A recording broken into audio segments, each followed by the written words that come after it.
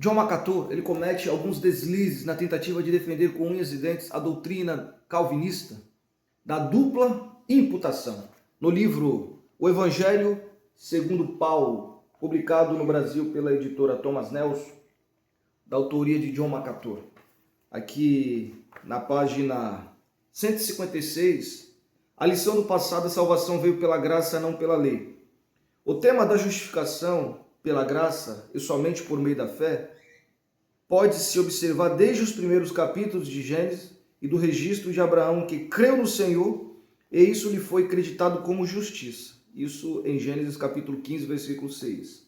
A justiça alheia lhe foi imputada. Aqui a justiça alheia, John MacArthur, ele se refere à justiça de outrem. A justiça, no caso aqui, a justiça de Cristo, que foi imputada a Abraão. O termo imputado é ser creditado, é ser colocado na conta de alguém para benefício dessa pessoa. Mas quando você analisa o texto de Romanos, capítulo 4, quando o apóstolo Paulo, ele mesmo, ele vai interpretar essa passagem e embasar essa doutrina aqui da justificação pela fé, à luz, em cima desse texto de Gênesis, capítulo 15, versículo 6, também interpretado por John MacArthur, o apóstolo Paulo, ele não segue essa linha de pensamento, de interpretação. Paulo, ele fala aqui, a partir do verso 1, que diremos, pois, ter alcançado Abraão, nosso pai, segundo a carne? Porque se Abraão foi justificado pelas obras, tem de que se gloriar, mas não diante de Deus. Pois, que diz a Escritura? Creu Abraão em Deus, e isso lhe foi imputado como justiça.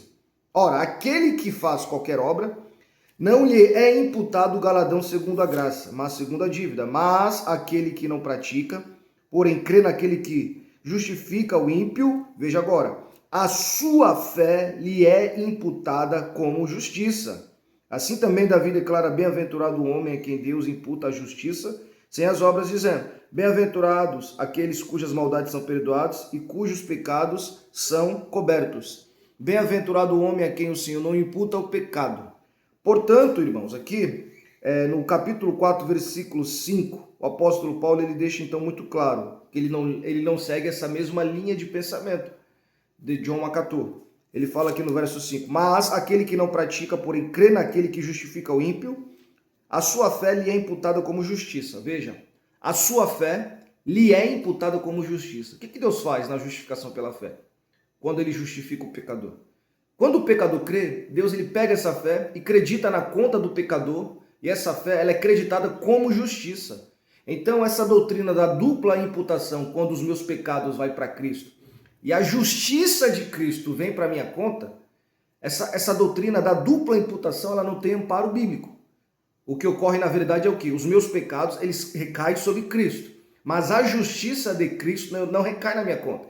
A justiça de Cristo é a base da concessão da graça de Deus para benefício nosso e da humanidade. Então, não é a justiça de Cristo que cai na conta do pecador, porque do contrário eu não precisava mais praticar justiça. Se a justiça de Cristo é compartilhada comigo, e a justiça de Cristo é uma justiça perfeita, então não há nada que eu faça. Nesse sentido, eu já sou perfeito do ponto de vista de Deus. Não preciso praticar justiça alguma, mas não. A justiça de Cristo é necessária no plano salvífico para o quê? Para ser a base da concessão do favor imerecido de Deus. Ou seja, Deus, ele nos concede essa graça, o perdão, a redenção, por causa da justiça de Jesus. Porque quando você vai lá no Éden, Adão, quando ele peca, não é o pecado de Adão que ele é transferido para os seus descendentes. A culpa de Adão ela não cai na minha conta. Eu sou participante das consequências do pecado de Adão e não do pecado em específico de Adão, porque Deus ele responsabiliza cada um pelos seus pecados. O justo, quando pratica a sua justiça, por ela viverá. Cada um vai dar conta diante de Deus segundo as suas obras. Não é o pecado de Adão que cai na nossa conta. É o quê? É as consequências do pecado de Adão que caem na nossa conta. E entre elas, a pior consequência do pecado de Adão é o quê? É a transmissão de uma natureza caída, que a gente chama na teologia de natureza adâmica, uma natureza pervertida, maculada. Quando Adão ele peca, então ele arrasta a humanidade para esse abismo. O abismo do quê? Da separação de Deus. Somos separados de Deus por conta das transgressões do primeiro homem. Adão, quando ele peca, então, ele nos transfere uma natureza, uma herança carnal, uma herança caída, corrompida. Não é o pecado de Adão que cai na minha conta. O pecado de Adão é o pecado de Adão. O meu pecado é o meu pecado. Precisa separar isso. Então, na dupla imputação, o calvinismo, os calvinistas, a reforma, a teologia reformada, ela entende que a dupla imputação ela é bíblica, amparada pelas escrituras. Mas quando você vai no texto mais elementar, o texto normativo, o texto embrionário dessa doutrina, você não tem esse amparo. Porque Paulo fala o quê? A sua fé, no versículo 5 de Romanos 4, lhe é imputada como justiça. Deus ele pega a fé do pecador, ou seja, a minha fé, e ele acredita na minha conta como justiça. Então eu sou justificado pela fé. E essa fé, Deus faz o quê, irmãos? Deus ele acredita na minha conta como justiça. Porque é como se fosse uma fé que ela é acreditada como justiça. Uma fé que Deus ele considera como justiça. Fé no nome de Jesus. Fé na obra de Jesus, ela é vista por Deus como justiça. É essa justiça inicial que me dá a condição de ser aceito por Deus. Portanto, não temos amparo aqui. John MacArthur ele vai falar aqui também. Veja aqui, ó. Na nota de rodapé aqui, na página, eu vejo aqui na nota de rodapé, da página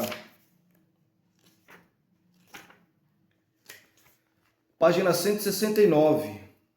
Ele vai dar uma nota aqui, ó. N.T. Wright, por exemplo, diz a respeito de 1 Coríntios 1, versículo 30. Vamos lá para 1 Coríntios, versículo 1, capítulo 1, versículo 30. 1 Coríntios 1, versículo 30. Mas vós sois dele, em Jesus Cristo, o qual para nós foi feito por Deus sabedoria e justiça e santificação e redenção. Vamos lá. Essa é a única passagem que eu conheço onde o que se denomina a justiça imputada de Cristo, uma expressão encontrada com maior frequência na teologia e na piedade posterior à reforma do que no Novo Testamento. Encontra qualquer base no texto. Então esse autor aqui dessa nota de rodapé aqui, ele discorda de John MacArthur, ele discorda dessa visão, dessa linha de pensamento.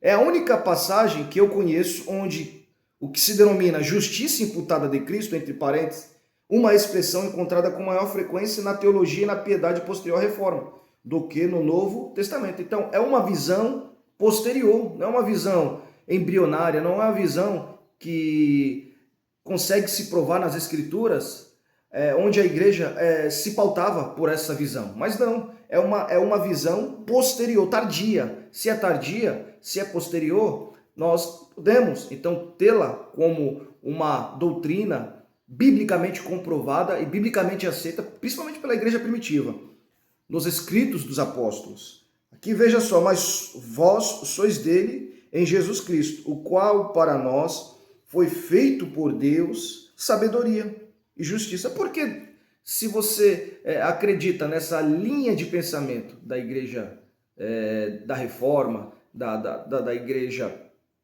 que defende o calvinismo, e aí a gente entra aqui em uma série de denominações que se identifica com esse tipo de visão. Se eles aplicam isso apenas à questão da justiça, então por que eles também não aplicam isso à questão da sabedoria, da santificação e redenção? Ora, se a justiça de Cristo é imputada a nós, por que a sabedoria de Jesus também não é imputada a nós? Se a justiça é acreditada em nossa conta, por que os benefícios da sabedoria também? A sabedoria ela não é acreditada também em nossa conta? Não recai sobre o pecador. Por que eu preciso pedir a Deus sabedoria? Porque eu preciso buscar sabedoria. Porque eu preciso estar em Cristo e crescer em sabedoria. Veja, porque esse compartilhamento ele não tem amparo bíblico. Eu não recebo isso de forma automática.